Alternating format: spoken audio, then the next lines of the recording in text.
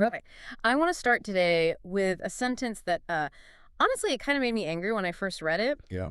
It's from this document that's been around forever, the MIT Guide to Lockpicking. And chapter 1, it just opens with this incredibly bold, almost arrogant claim. Let me guess. It says, "The big secret of lockpicking is that it's easy." It's a bit insulting, isn't it? I mean, you spend 10 minutes jiggling your key in the rain feeling like an idiot, and these guys are just like, oh, it's actually trivial. Exactly. It feels completely backwards. I think of locks as these, impenetrable little fortresses of security. Right.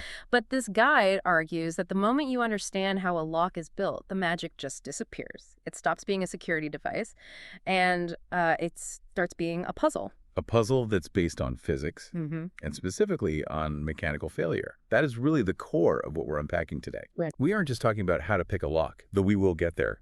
We are talking about the reality of security.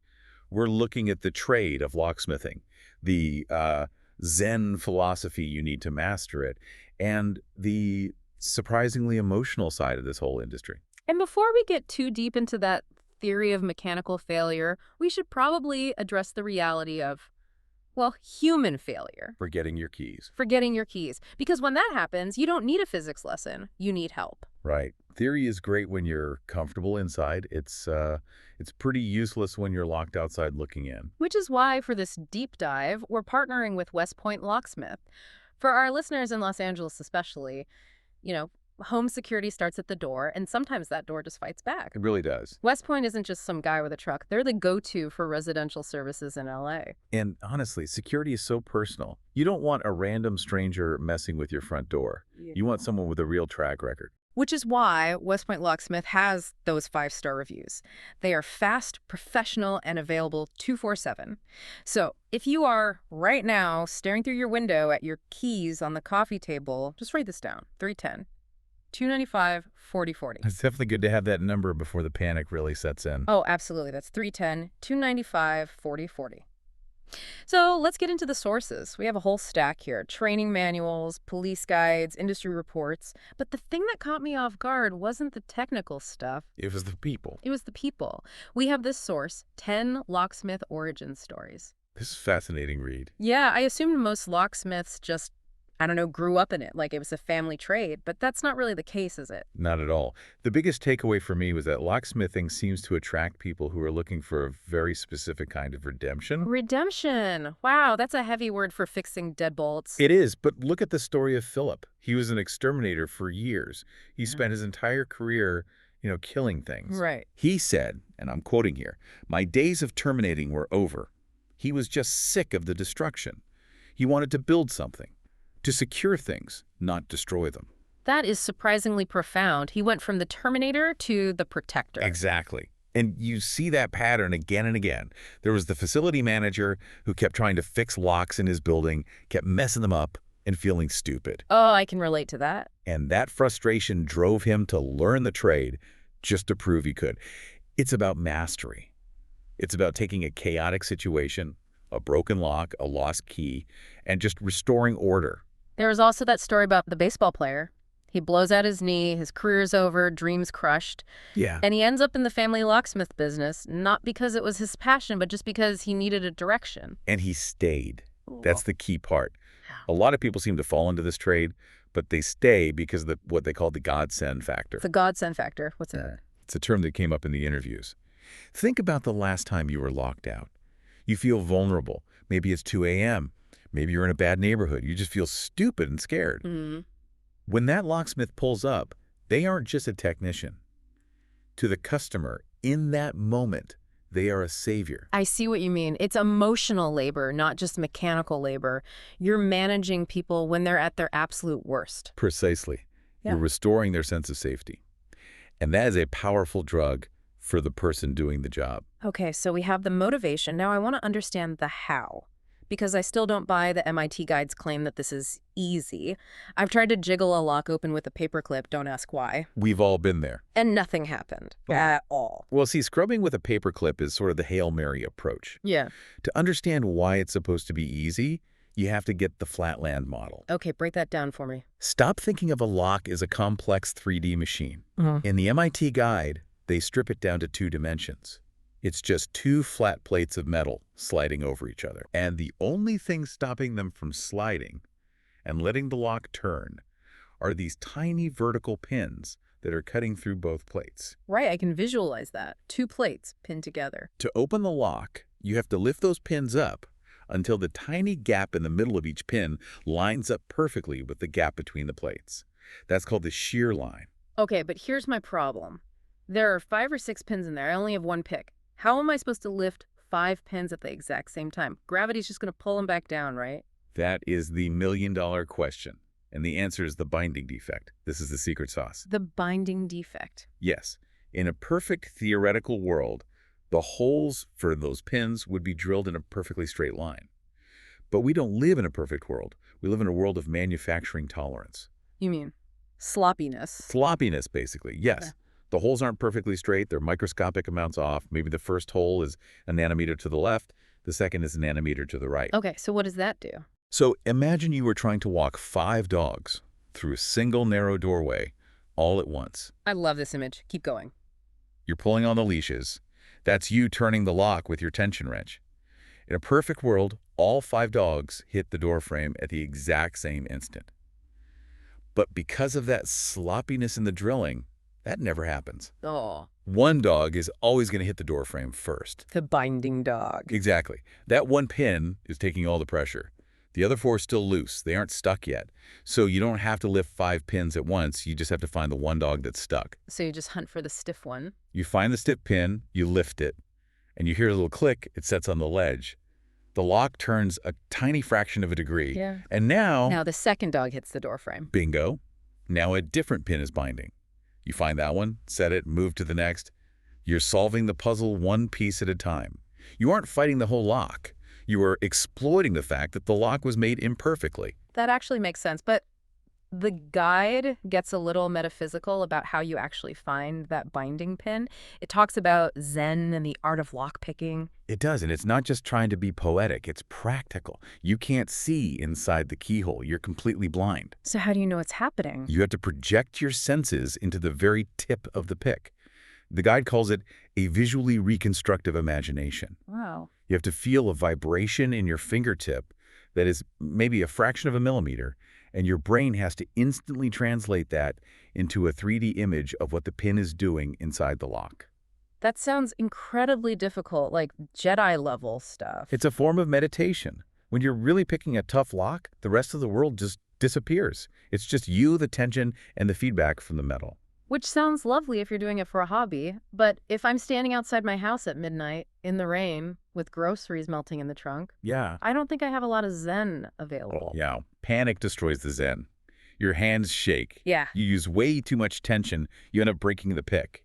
And that is exactly where the theory falls apart for the average person. We aren't Jedi, we are just tired people who want to go to bed. And that is why the treat exists. Right. And that brings us back to our partner, Point Locksmith. Because sometimes you don't need a visually reconstructive imagination. You need a guy named Dave with a van full of tools. And Point Locksmith gets that. Yeah. They specialize in that panic moment, whether it's an emergency lockout or maybe your key broke off in the lock, which happens way more than people think. Oh, I've done that. It's a sinking feeling. It's the worst. West Point handles all of it. Residential, commercial, even automotive. Yeah. And we mentioned they serve all of Los Angeles. They are 5-star rated because they treat your emergency like an actual emergency. So again, if you are in LA, save yourself the stress. Call 310-295-4040. That's 310-295-4041. Because even if you know the theory of the binding defect, it's a lot nicer to watch someone else do the work. Amen to that. But let's say you do call a locksmith. We need to talk about the business side of this. We found some data from this old house and other sources about costs, and I think there is a lot of confusion here. Oh, yeah. People get sticker shock. They do. The average cost is around $150, but can range from like $50 to $400. And the thing people forget is the trip fee. That's just the fee for showing up, right? Yes. You have to remember, a locksmith is a mobile workshop. You aren't just paying for the 5 minutes it takes to pop the lock. You're paying for the gas, the insurance, the travel time, and the expertise to do it without destroying your door. But we did find a massive money-saving tip in the sources: rekeying versus replacing.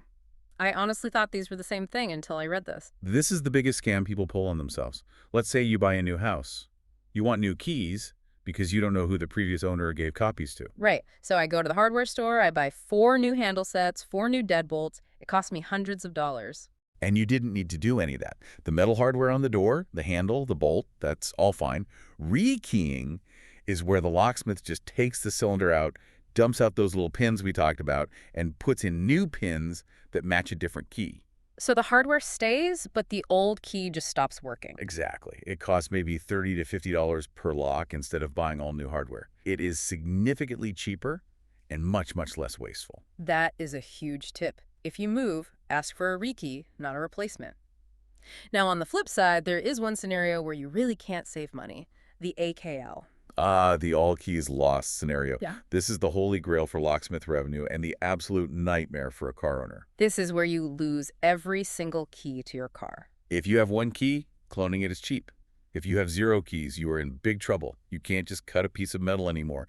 Modern cars have transponder chips. The car's computer actually talks to the key. So what does the locksmith have to do? It's a process called PPC. Pick, program, and cut. First, they have to pick the door lock just to figure out the physical shape of the key blade. Okay. Then they cut a new key. But the car still won't start. Because of the computer chip. Right.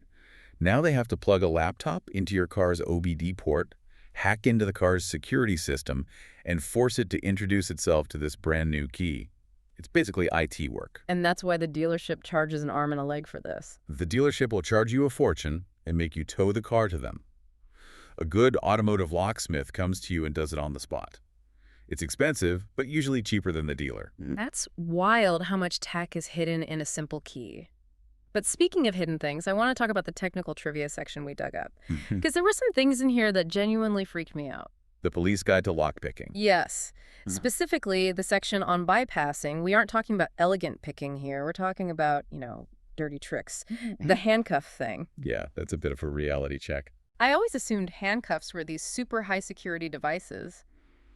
But the guide says you can open them with a ballpoint pen. Please tell me that's an exaggeration. It's not.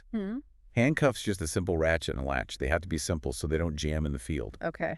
But that simplicity means if you have a shim, like a piece of plastic from a pen cartridge, or even a bobby pin, you can slide it in, disengage the ratchet, and they just pop open. That is terrifying. Well, that's why police are trained to cuff you with your hands behind your back and your palms out. It makes it mechanically very difficult to actually reach the keyhole with a shim. But yeah, the lock itself is not high security. And then there was the airbag trick for cars. Oh yeah, this is standard roadside assistance now. If you lock your keys in the car, they don't even try to pick the lock. What do? They take a little inflatable bag, shove it in the door jamb, and just pump it up. It bends the door open. Just enough to create a small gap. Then they stick a long metal rod in and hit the unlock button on the door panel. It's crude, but it works. It's both reassuring and disturbing at the same time.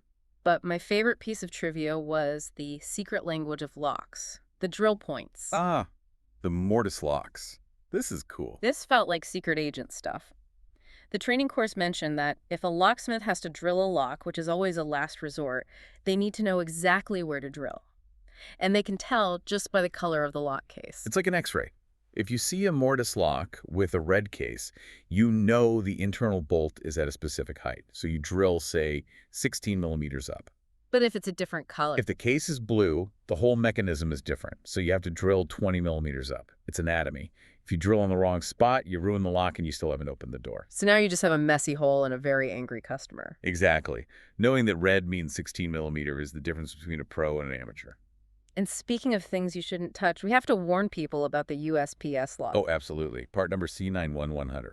If you see this lock, just back away slowly. Yeah, if you see that lock, it's a federal property. It's on mailboxes. It is not a normal lock.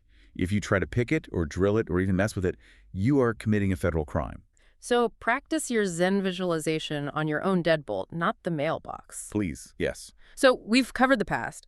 The exterminators turned locksmiths. We've covered the present, the binding defect, the trip fees.